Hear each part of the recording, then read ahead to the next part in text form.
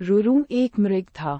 सोने के रंग में ढला उसका सुंदर सजीला बदन, माणिक, नीलम और पन्ने की कांति की चित्रांगता से शोभायमान था।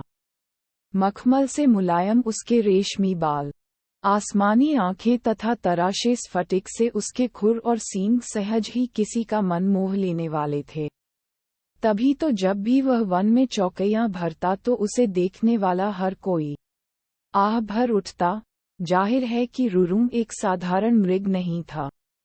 उसकी अप्रतिम सुंदरता उसकी विशेषता थी, लेकिन उससे भी बड़ी उसकी विशेषता ये थी कि वह विवेकशील था और मनुष्य की तरह बातचीत करने में भी समर्थ था। पूर्व जन्म के संस्कार से उसे ज्ञात था कि मनुष्य स्वभावतः एक लोभी प्राणी है और लोभवश वह मानवीय करुणा का भी प्रतिकार करता आया है। फिर भी सभी प्राणियों के लिए उसकी करुणा प्रबल थी और मनुष्य उसके करुणा भाव के लिए कोई अपवाद नहीं था। यही करुणा रुरुम की सबसे बड़ी विशिष्टता थी।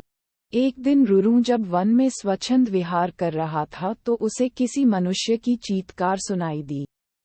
अनुसरण करता हुआ जब वह घटना स्थल पर पहुंचा तो उसने वहां की पहाड़ी नदी की धारा में एक आदमी को बहता पाया। रुरुम की करुणा सहज ही फूट पड़ी। वह तत्काल पानी में कूद पड़ा और डूबते व्यक्ति को अपने पैरों को पकड़ने की सलाह दी। डूबता व्यक्ति अपनी घबराहट में रुरुम के पैरों को न पकड़ उसके ऊपर की सवार हो गया। नाजुक रुरुम उसे झटक कर अलग कर सकता था, मगर उसने ऐसा नहीं किया। अपितु अनेक कठिनाइयों के बाद भी उस व्यक्ति को अपनी पीठ पर लाद बड़े संयम और मनोबल के साथ किनारे पर ला खड़ा किया।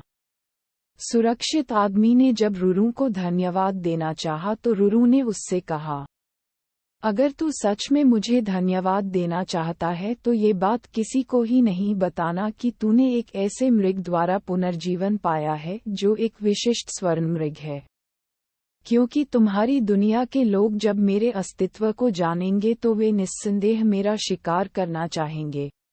इस प्रकार उस मनुष्य को विदा कर रुरुम पुनः अपने निवास स्थान को चला गया। कालांतर में उस राज्य की रानी को एक स्वप्न आया। उसने स्वप्न में रुरुम साक्षात दर्शन कर लिए। रुरुम की सुंदरता पर मुग्ध और हर सुंदर वस्तु को प्राप्त करने की तीव्र अभिलाषा से रुरुम को अपने पास रखने की उसकी लालसा प्रबल हुई। तत्काल उसने राजा से रुरुम को ढूंढकर लाने का आग्रह किया। सत्ता में मद में चूर राजा उसकी याचना को ठुकरा नहीं सका। उसने नगर में ढिंढोरा पिटवा दिया कि जो कोई भी रानी द्वारा कल्पित मृग को ढूंढने में सहायक होगा उसे वह एक गांव तथा 10 सुंदर युवतियां पुरस्कार में देगा। राजा के ढिंढोरे की आवाज उस व्यक्ति ने भी सुनी जिसे रुरुम ने बचाया था। उस व्यक्ति को रुरुम का निवास स्थान मालूम था। बिना एक क्षण गंवाए वह दौड़ता हुआ राजा के दरबार में पहुंचा। फिर हाँफते हुए उसने रुरुम का सारा भेद राजा के सामने उगल डाला। राजा और उसके सिपाही उस व्यक्ति के साथ तत्काल उस वन में पहुंचे और रुरुम के निवास स्थल को चारों ओर से घेर लिया। उनकी खुशी का ठिकाना न रहा जब उन्होंने रुरुम को रानी की बताई छवि के बिल्कुल अनुरूप पाया। राजा ने तब धनुष साधा और रुरुम उसके ठीक निशाने पर था। चारों तरफ से घिरे रुरुम ने तब राजा से मनुष्य की भाषा में ये कहा, राजन, तुम मुझे मार डालो मगर उससे पहले ये बताओ कि तुम्हें मेरा ठिकाना कैसे मालूम हुआ। उत्तर में राजा ने अपने तीर को घुमाते हुए उस व्यक्ति के सामने रोक दिया जिसकी जान रुरुम ने बचाई थी। रुरुम के मुख से तभी यह वाक्य हठात फूट पड़ा, निकाल लो लकड़ी के कुंदे को पानी से निकालना कभी एक अकृतज्ञ इंसान को। राजा ने जब रुरुम से उसके संवाद का आशय पूछा तो रुरुम ने राजा को उस व्यक्ति के डूबने और बचाए जाने की पूरी कहानी कह सुनाई।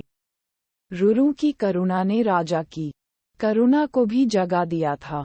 उस व्यक्ति की कृतघ्नता पर उसे रोष भी आया।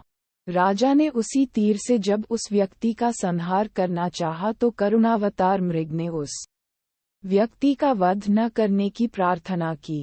रुरु की विशिष्टताओं से प्रभावित राजा ने उसे अपने साथ अपने राज्य में आने का निमंत्रण दिया। रुरु ने राजा के अनुग्रह का नहीं ठुकराया और कुछ दिनों तक वह राजा के आतिथ्य को स्वीकार कर पुनः अपने निवास स्थल को लौट गया। बैक में ढला उसका सुंदर सजीला बदन, माणिक, नीलम और पन्ने की कांति की चित्रांगता से शोभायमान था। मखमल से मुलायम उसके रेशमी बाल, आसमानी आंखें तथा तराशे स्फटिक से उसके खुर और सींग सहज ही किसी का मन मोह लेने वाले थे। तभी तो जब भी वह वन में चौकैयां भरता तो उसे देखने वाला हर कोई आह भर उठता। जाहिर है कि रुरु एक साधारण मृग नहीं था। उसकी अप्रतिम सुंदरता विशेषता थी, लेकिन उससे भी बड़ी उसकी विशेषता ये थी कि वह विवेकशील था और मनुष्य की तरह बातचीत करने में भी समर्थ था। पूर्व जन्म के संस्कार से उसे ज्ञात था कि मनुष्य स्वभावतः एक लोभी प्राणी है और लोभवश वह मानवीय करुणा का भी प्रतिकार करता आया है। फिर भी सभी पर करुणा सहज ही फूट पड़ी। वह तत्काल पानी में कूद पड़ा और डूबते व्यक्ति को अपने पैरों को पकड़ने की सलाह दी। डूबता व्यक्ति अपनी घबराहट में रुरु के पैरों को न पकड़ उसके ऊपर की सवार हो गया। नाजुक रुरु उसे झटक कर अलग कर सकता था, मगर उसने ऐसा नहीं किया। अपितु अनेक कठिनाइयों के बाद भी उस व्यक्ति को अपनी पीठ पर लाद बड़े संयम और मनोबल के साथ किनारे पर ला खड़ा किया। सुरक्षित आदमी ने जब रुरु को धन्यवाद देना चाहा तो रुरु ने उससे कहा, अगर तू सच में मुझे धन्यवाद देना चाहता है तो ये बात किसी को ही नहीं बताना कि तूने एक ऐसे मृग द्वारा पुनर्जीवन पाया है जो एक विशिष्ट स्वर्ण मृग है, क्योंकि तुम्हारी दुनिया के लोग जब मेरे अस्तित्व को जानेंगे तो वे निस्संदेह मेरा शिकार करना चाहेंगे। इस प्रकार उस मनुष्य को विदा कर रुरु पुनः अपने निवास स्थान को चला गया। कालांतर में उस राज्य की रानी को एक स्वप्न आया। उसने स्वप्न में रुरु साक्षात दर्शन कर लिए। रुरु की सुंदरता पर मुग्ध और हर सुंदर वस्तु को प्राप्त करने की तीव्र अभिलाषा से रुरु को अपने पास रखने की उसकी लालसा प्रबल हुई। तत्काल उसने राजा से रुरु को ढूंढकर लाने का आग्रह किया। सत्ता में मद में चूर राजा उसकी याचना को ठुकरा नहीं सका। उसने नगर में ढिंढोरा पिटवा दिया कि जो कोई भी रानी द्वारा कल्पित मृग को ढूंढने में सहायक होगा उसे वह एक गांव तथा 10 सुंदर युवतियां पुरस्कार में देगा। राजा के ढिंढोरे की आवाज उस व्यक्ति ने भी सुनी जिसे रुरु ने बचाया था। उस व्यक्ति को रुरु का निवास स्थान मालूम था। बिना एक क्षण गंवाए वह दौड़ता हुआ राजा के दरबार में पहुंचा। फिर हाँफते हुए उसने रुरु का सारा भेद राजा के सामने उगल डाला। राजा और उसके सिपाही उस व्यक्ति के साथ तत्काल उस वन में पहुंचे और रुरु के निवास स्थल नीलम और पन्ने की कांति की चित्रांगता से शोभायमान था। मखमल से मुलायम उसके रेशमी बाल, आसमानी आंखें तथा तराशे स्फटिक से उसके खुर और सींग सहज ही किसी का मन मोह लेने वाले थे।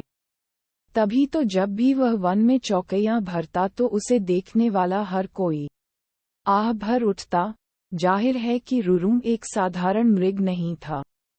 उसकी अप्रतिम सुंदरता विशेषता थी, लेकिन उससे भी बड़ी उसकी विशेषता ये थी कि वह विवेकशील था और मनुष्य की तरह बातचीत करने में भी समर्थ था।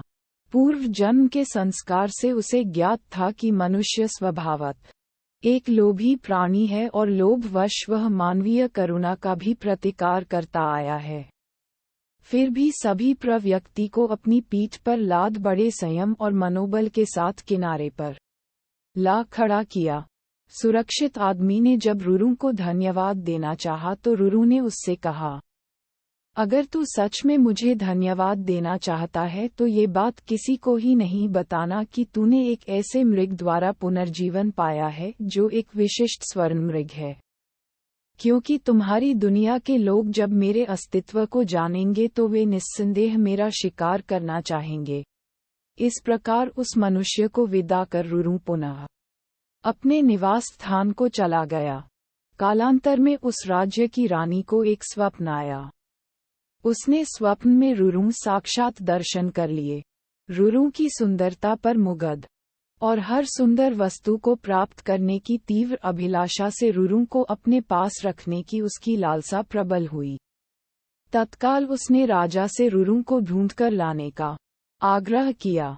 सत्ता में मद में चूर राजा उसकी याचना को ठुकरा नहीं सका। उसने नगर में ढिंढोरा पिटवा दिया कि जो कोई भी रानी द्वारा कल्पित मृग को ढूंढने में सहायक होगा, उसे वह एक गांव तथा 10 सुंदर युवतियां नीलम और पन्ने की कांति की चित्रांगता से शोभायमान था।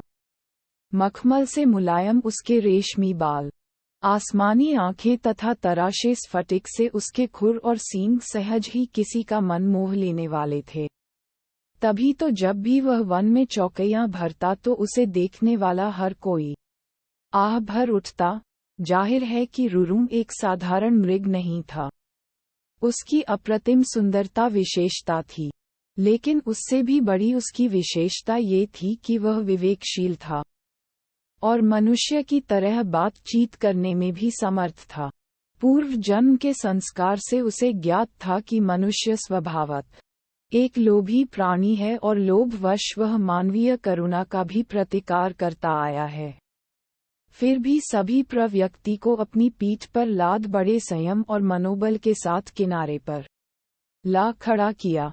सुरक्षित आदमी ने जब रुरुम को धन्यवाद देना चाहा तो रुरु ने उससे कहा, अगर तू सच में मुझे धन्यवाद देना चाहता है तो ये बात किसी को ही नहीं बताना कि तूने एक ऐसे मृग द्वारा पुनर्जीवन पाया है जो एक विशिष्ट स्वर्ण मृग है, क्योंकि तुम्हारी दुनिया के लोग जब मेरे अस्तित्व को जानेंगे तो वे निस्संदेह मेरा शिकार करना चाहेंगे। इस प्रकार उस मनुष्य को विदा कर रुरु पुनः अपने निवास स्थान को चला गया। कालांतर में उस राज्य की रानी को एक स्वप्न आनीलम और पन्ने की कांति की चित्रांगता से शोभायमान था।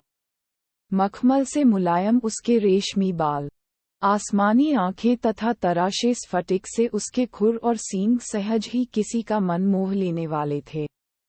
तभी तो जब भी वह वन में चौकैयां भरता तो उसे देखने वाला हर कोई आह भर उठता। जाहिर है कि रुरुम एक साधारण मृग नहीं था। उसकी अप्रतिम सुंदरता विशेषता थी, लेकिन उससे भी बड़ी उसकी विशेषता ये थी कि वह विवेकशील था और मनुष्य की तरह बातचीत करने में भी समर्थ था। पूर्व जन्म के संस्कार से उसे ज्ञात था कि मनुष्य स्वभावतः एक लोभी प्राणी है और लोभवश वह मानवीय करुणा का भी प्रतिकार करता आया है। फिर भी सभी व्यक्ति को अपनी पीठ पर लाद बड़े संयम और मनोबल के साथ किनारे पर ला खड़ा किया। सुरक्षित आदमी ने जब रुरु को धन्यवाद देना चाहा तो रुरु ने उससे कहा, अगर तू सच में मुझे धन्यवाद देना चाहता है तो ये बात किसी को ही नहीं बताना कि तूने एक ऐसे मृग द्वारा पुनर्जीवन पाया है जो एक विशिष्ट स्वर्ण मृग है, क्योंकि तुम्हारी दुनिया के लोग जब मेरे अस्तित्व को जानेंगे तो वे निस्संदेह मेरा शिकार करना चाहेंगे। इस प्रकार उस मनुष्य को विदा कर रुरु पुनः अपने निवास स्थान को चला गया। कालांतर में उस राज्य की रानी को एक स्वप्न आया। उसने स्वप्न में रुरु साक्षात दर्शन कर लिए। रुरु की सुंदरता पर मुग्ध और हर सुंदर वस्तु को प्राप्त करने की तीव्र अभिलाषा से रुरु को अपने पास रखने की उसकी लालसा प्रबल हुई। तत्काल उसने राजा से रुरु को ढूंढकर लाने का आग्रह किया।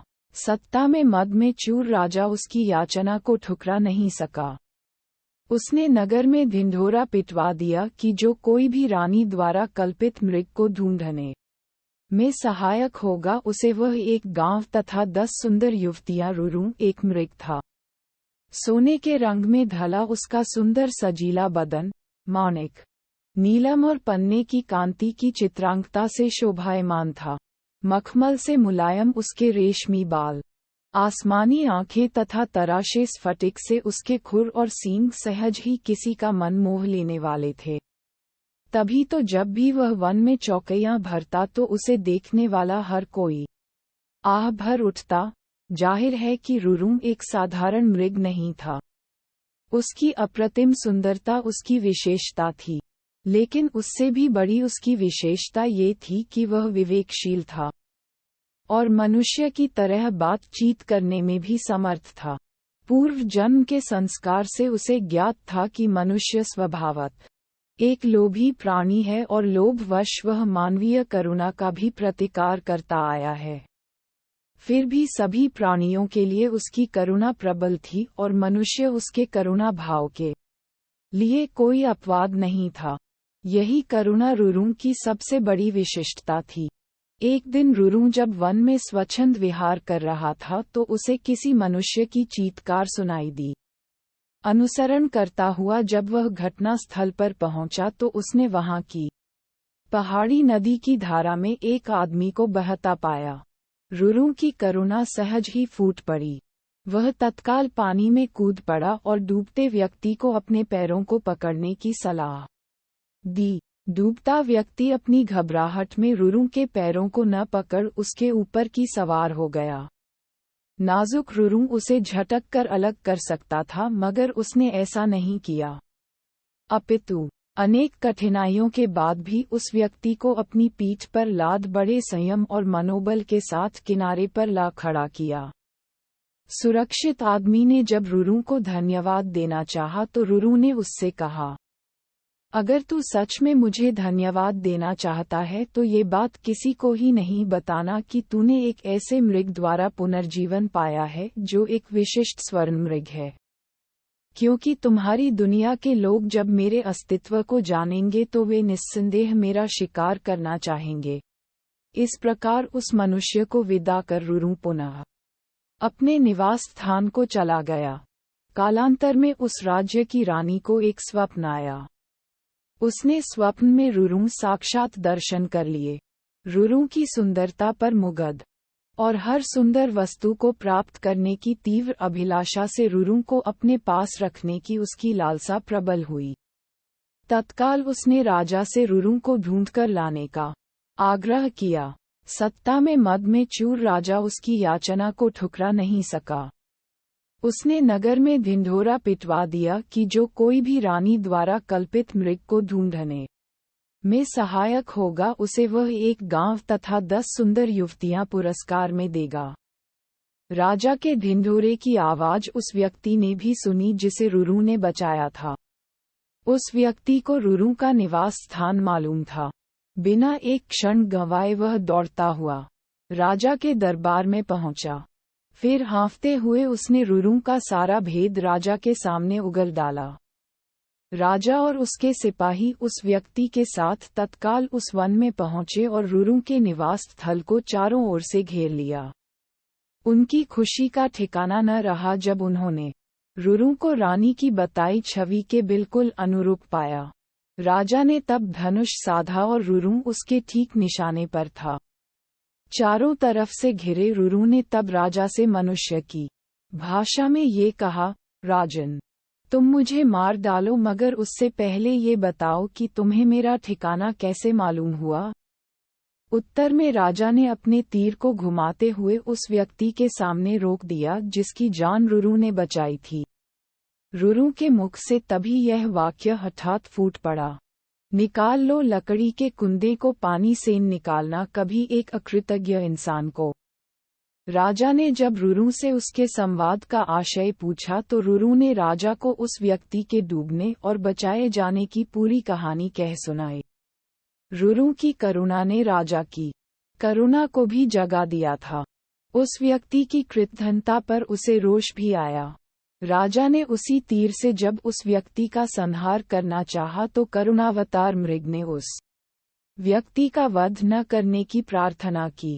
रुरुं की विशिष्टताओं से प्रभावित राजा ने उसे अपने साथ अपने राज्य में आने का निमंत्रण दिया। रुरुं ने राजा के अनुग्रह का नहीं ठुकराया और कुछ दिनों तक वह राजा के आतिथ्य को स्वीकार कर पुनः अपने निवास स्थल को लौट गया। बैक में ढला उसका सुंदर सजीला बदन माणिक, नीलम और पन्ने की कांति की चित्रांगता से शोभायमान था। मखमल से मुलायम उसके रेशमी बाल आसमानी आंखें तथा तराशे स्फटिक से उसके खुर और सींग सहज ही किसी का मन मोह लेने वाले थे। तभी तो जब भी वह वन में चौकैयां भरता तो उसे देखने वाला हर कोई आह भर उठता। जाहिर है कि रुरुम एक साधारण मृग नहीं था। उसकी अप्रतिम सुंदरता विशेषता थी, लेकिन उससे भी बड़ी उसकी विशेषता ये थी कि वह विवेकशील था और मनुष्य की तरह बातचीत करने में भी समर्थ था। पूर्व जन्म के संस्कार से उसे ज्ञात था कि मनुष्य स्वभावतः एक लोभी प्राणी है और लोभवश वह मानवीय करुणा का भी प्रतिकार करता आया है। फिर भी सभी पर करुणा सहज ही फूट पड़ी। वह तत्काल पानी में कूद पड़ा और डूबते व्यक्ति को अपने पैरों को पकड़ने की सलाह दी। डूबता व्यक्ति अपनी घबराहट में रुरुम के पैरों को न पकड़ उसके ऊपर की सवार हो गया। नाजुक रुरुम उसे झटक कर अलग कर सकता था, मगर उसने ऐसा नहीं किया। अपितु अनेक कठिनाइयों के बाद भी उस व्यक्ति को अपनी पीठ पर लाद बड़े संयम और मनोबल के साथ किनारे पर ला खड़ा किया। सुरक्षित आदमी ने जब रुरु को धन्यवाद देना चाहा तो रुरु ने उससे कहा, अगर तू सच में मुझे धन्यवाद देना चाहता है तो ये बात किसी को ही नहीं बताना कि तूने एक ऐसे मृग द्वारा पुनर्जीवन पाया है जो एक विशिष्ट स्वर्ण मृग है, क्योंकि तुम्हारी दुनिया के लोग जब मेरे अस्तित्व को जानेंगे तो वे निस्संदेह मेरा शिकार करना चाहेंगे। इस प्रकार उस मनुष्य को विदा कर रुरु पुनः अपने निवास स्थान को चला गया। कालांतर में उस राज्य की रानी को एक स्वप्न आया। उसने स्वप्न में रुरु साक्षात दर्शन कर लिए। रुरु की सुंदरता पर मुग्ध और हर सुंदर वस्तु को प्राप्त करने की तीव्र अभिलाषा से रुरु को अपने पास रखने की उसकी लालसा प्रबल हुई। तत्काल उसने राजा से रुरु को ढूंढकर लाने का आग्रह किया। सत्ता में मद में चूर राजा उसकी याचना को ठुकरा नहीं सका। उसने नगर में ढिंढोरा पिटवा दिया कि जो कोई भी रानी द्वारा कल्पित मृग को ढूंढने में सहायक होगा उसे वह एक गांव तथा 10 सुंदर युवतियां पुरस्कार में देगा। राजा के ढिंढोरे की आवाज उस व्यक्ति ने भी सुनी जिसे रुरु ने बचाया था। उस व्यक्ति को रुरु का निवास स्थान मालूम था। बिना एक क्षण गंवाए वह दौड़ता हुआ राजा के दरबार में पहुंचा। फिर हाँफते हुए उसने रुरु का सारा भेद राजा के सामने उगल डाला। राजा और उसके सिपाही उस व्यक्ति के साथ तत्काल उस वन में पहुंचे और रुरु के निवास स्थल नीलम और पन्ने की कांति की चित्रांगता से शोभायमान था। मखमल से मुलायम उसके रेशमी बाल, आसमानी आंखें तथा तराशे स्फटिक से उसके खुर और सींग सहज ही किसी का मन मोह लेने वाले थे। तभी तो जब भी वह वन में चौकैयां भरता तो उसे देखने वाला हर कोई आह भर उठता। जाहिर है कि रुरु एक साधारण मृग नहीं था। उसकी अप्रतिम सुंदरता विशेषता थी, लेकिन उससे भी बड़ी उसकी विशेषता ये थी कि वह विवेकशील था और मनुष्य की तरह बातचीत करने में भी समर्थ था। पूर्व जन्म के संस्कार से उसे ज्ञात था कि मनुष्य स्वभावतः एक लोभी प्राणी है और लोभवश वह मानवीय करुणा का भी प्रतिकार करता आया है। फिर भी सभी व्यक्ति को अपनी पीठ पर लाद बड़े संयम और मनोबल के साथ किनारे पर ला खड़ा किया। सुरक्षित आदमी ने जब रुरु को धन्यवाद देना चाहा तो रुरु ने उससे कहा, अगर तू सच में मुझे धन्यवाद देना चाहता है तो ये बात किसी को ही नहीं बताना कि तूने एक ऐसे मृग द्वारा पुनर्जीवन पाया है जो एक विशिष्ट स्वर्ण मृग है, क्योंकि तुम्हारी दुनिया के लोग जब मेरे अस्तित्व को जानेंगे तो वे निस्संदेह मेरा शिकार करना चाहेंगे। इस प्रकार उस मनुष्य को विदा कर रुरु पुनः अपने निवास स्थान को चला गया। कालांतर में उस राज्य की रानी को एक स्वप्न आया। उसने स्वप्न में रुरु साक्षात दर्शन कर लिए। रुरु की सुंदरता पर मुग्ध और हर सुंदर वस्तु को प्राप्त करने की तीव्र अभिलाषा से रुरु को अपने पास रखने की उसकी लालसा प्रबल हुई। तत्काल उसने राजा से रुरु को ढूंढकर लाने का आग्रह किया। सत्ता में मद में चूर राजा उसकी याचना को ठुकरा नहीं सका। उसने नगर में ढिंढोरा पिटवा दिया कि जो कोई भी रानी द्वारा कल्पित मृग को ढूंढने में सहायक होगा उसे वह एक गांव तथा 10 सुंदर युवतियां या उसने स्वप्न में रुरुम साक्षात दर्शन कर लिए। रुरु की सुंदरता पर मुग्ध और हर सुंदर वस्तु को प्राप्त करने की तीव्र अभिलाषा से रुरु को अपने पास रखने की उसकी लालसा प्रबल हुई। तत्काल उसने राजा से रुरु को ढूंढकर लाने का आग्रह किया। सत्ता में मद में चूर राजा उसकी याचना को ठुकरा नहीं सका। उसने नगर में ढिंढोरा पिटवा दिया कि जो कोई भी रानी द्वारा कल्पित मृग को ढूंढने में सहायक होगा उसे वह एक गांव तथा 10 सुंदर युवतियां